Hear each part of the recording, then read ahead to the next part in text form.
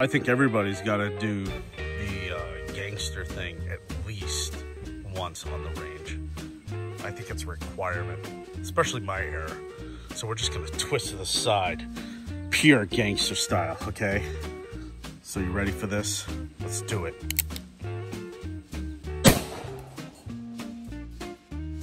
Gangster. Civil War Walker, man. Like the magma of the day. Feel like fucking Dirty Harry. I got this thing loaded all the way up to the brim right here. 60 fucking grains all the way. So yeah, it'll rock out with no Glock out. All right, 60 grains, Magnum Love, Civil War Magnum Love anyways.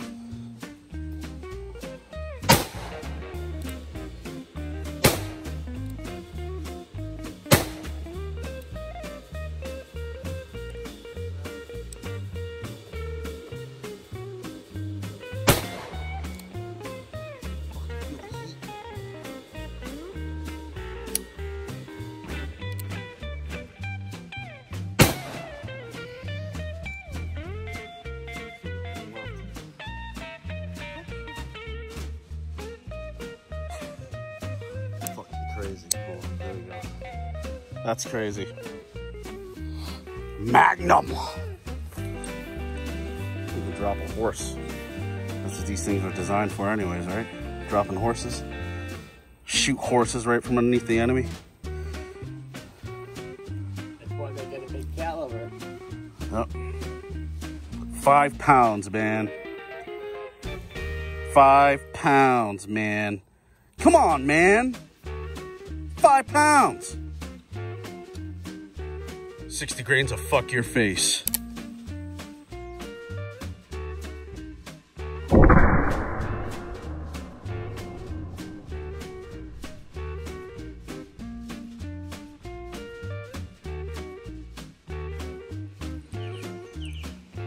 So this is pretty hard because this thing shoots relatively high. So I need to aim and operate the camera at the same time. So let's see how good I do. Awesome. That is no. This is yes.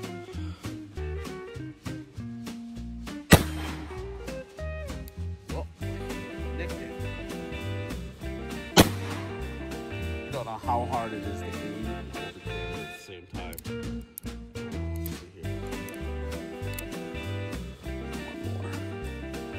Then I got the cap stuck on the other one.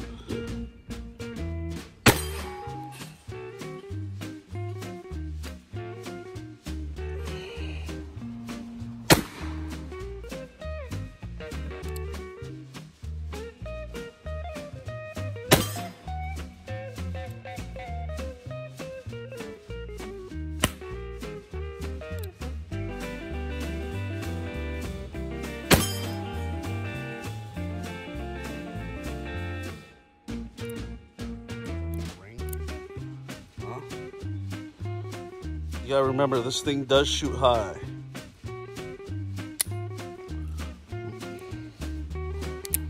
Lost the cap. Yeah, lost the cap. Got my powder flask here. I don't know if this is the right powder. I don't know if this is Paradex crap. I'm thinking it is.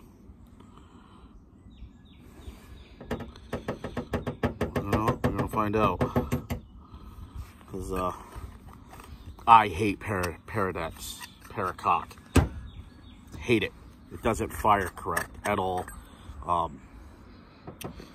I've seen a lot of videos where guys they're like trying to point out that it's pretty much the same. They don't know what the fuck they're talking about. They really don't. Look, there is a difference, huge difference. And I think you would have to, you know, as a reenactor, I can say that, yeah, there's a massive difference. So what you're gonna need is, I'm gonna be shooting 30 grains. Generally, these things can hold 50 grains, but I got a 30 grain spout here, so I'm just gonna keep it easy, you know, keep it simple, stupid. So here we go.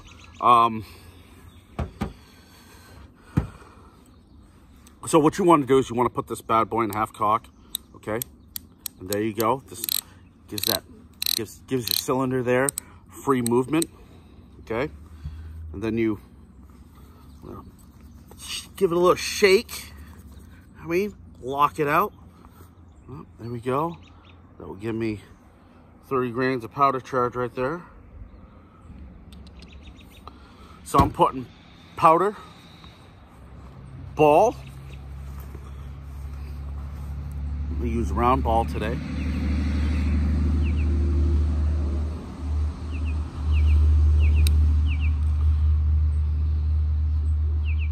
Put it on top of there. All right, so I don't use no grease. Jesus Christ, dude. There we go. So I don't use no grease. You get a pretty good seal. Some guys will point out that you get chain fire. You know what I mean? So they put like grease and stuff on cylinders where the round ball is. I'm not gonna do that because I'm gonna show you why. Oops. Whoops. I took some oomph. Okay. So that's down. Oh man, look at that.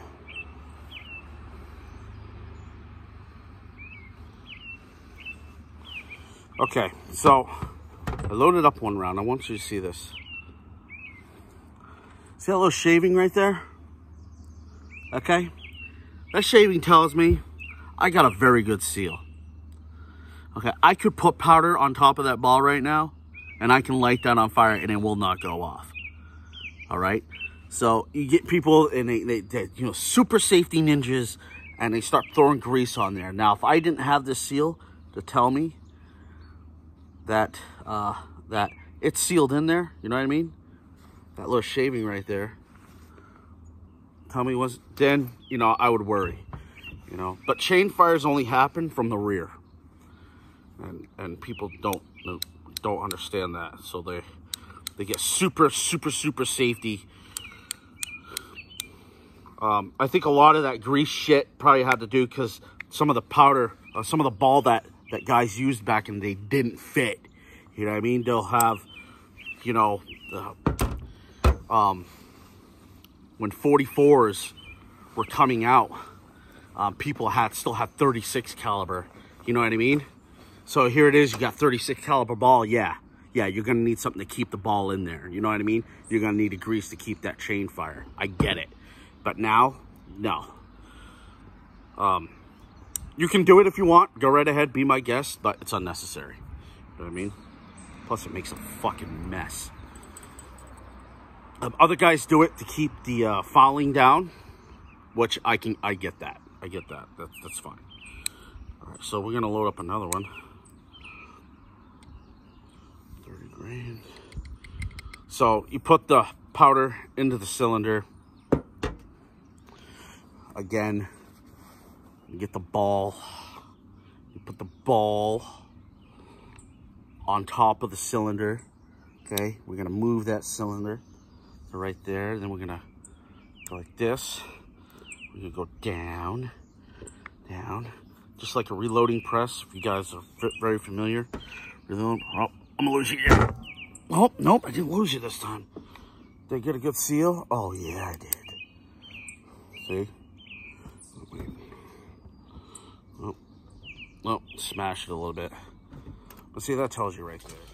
Okay, so before we get down to the tools of the Walker Dragoon, let's just go down to breaking it down. Breaking it down is real easy. Breaking down and cleaning tips, okay?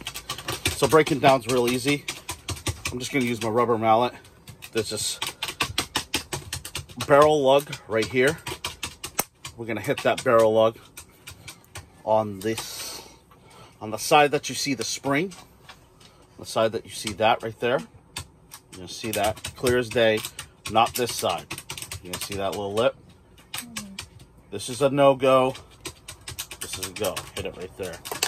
And then after that, what you're gonna do, especially after shooting, it's gonna be pretty hard to take this, to take the barrel and separate it from the cylinder rod. So you're gonna go to half cock, okay, and then you're gonna put the cylinder.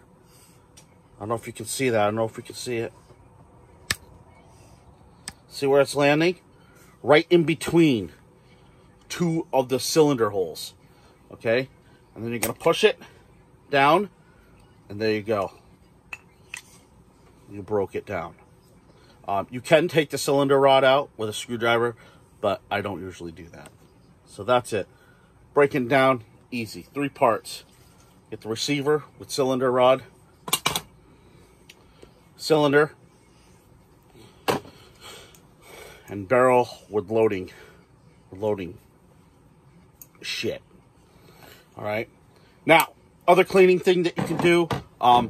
Some guys they use boar butter, shit like that, and after they load it, they smear it inside the cylinder to keep the fouling down, and also to keep it operating. You know what I mean? I don't do that. I don't do it. It's a fucking mess. Okay, constantly, no, I don't do that. Once over with this, I say it in my thing, my other accoutrements video. A thing with the mineral spirits, anything that's flammable, you give it a once over. That's it. Use your brush. That's it. You're good to go, and you can continue on shooting. No muss, no fuss, none of that shit. So let's continue. So this is just a few items that you would use for your Dragoon. Pretty much any black powder, revolver or musket that you would use. But this is just a few things that I use for my Dragoon, especially when I go out shooting. One is a powder flask, some sort of powder flask, something that will hold that black powder in there. I use 2F powder inside my Dragoon. Yes, I use 2F powder. Guy, well, it takes 3F. You know, it really don't matter. Back in the day, they didn't know what 3F was. If you sat there and said, oh, yeah, you know, I want a pound of 3F powder, they would have looked at you funny. We don't have that fancy shit here. You know what I mean? You better go to France for that. They used in everything 2F powder. So I use 2F powder. I keep it simple, stupid. Just one powder for all my platforms, black powder platforms. That's 2F. Some sort of brush. Look, you know, you start getting fouling, stuff like that, you need to break it down. It's always good to have that brush. You can incorporate your mineral spirits or your rubbing alcohol to keep that fouling. I do not use grease. Some guys use grease to keep the fouling down or to break it up. I don't use grease at all. I use rubbing alcohol or mineral spirits with this brush, and I'm telling you, it's good. You know what I mean? I can do a lot of damage. Some sort of powder measure if you don't have pre-done cartridges. These cartridges were done by Gale. These are musket cartridges, but I can load, because they're musket cartridges, I can load the powder charge in my Dragoon. So that's pretty cool. I have to take out 10 grams, but that's good. So here we go. Powder measure. What else? A funnel. You can put your funnel right inside the cylinder hole to keep from spilling. That's great. This right here is a turn screw, but I don't use the turn screw for you know, taking screws out. I use this to pluck spent caps out from the hammer and the receiver. Look, they fall off, they get in there. I pluck them out with this, and I also am able to pull off spent caps from the nipple with this. Just pry them off if need be. It really comes in handy, so I got it. Whoops. Nipple wrench. Use grease on your nipples, on the nipple threads. Do not tighten your nipples, okay? I can't stress that. Don't tighten your nipples. There's no need to tighten your nipples. I kid you not, finger tight. You don't need to tighten them at all. The black powder will do a great job in tightening them. Trust me, you'll thank me later. And be sure to grease the threads on those nipples. What else? Some sort of capper. You don't need a super duper like teardrop 100 fucking caps here. Size 11 caps. Depending. Size 10 or 11s. It depends. But you can just use this plain Jane right here, stick capper. That's just fine. These cappers right here run like 40 bucks. I kid you not. It's crazy. Here's another style powder measure you can use. You can just pre-do your powder. I got these off of eBay, so in case you're wondering. And yeah, that's pretty much it. And there's a mold right here. That's a little bit more advanced stuff. You know, ball and all that trash. So this is just a few of the accoutrements. I'm pretty sure that there's more. I know that there's more because it's black powder, and you need everything under the sun for black powder. So, anyways, there we go. Thanks for watching. Vermont Survivalists, good to go.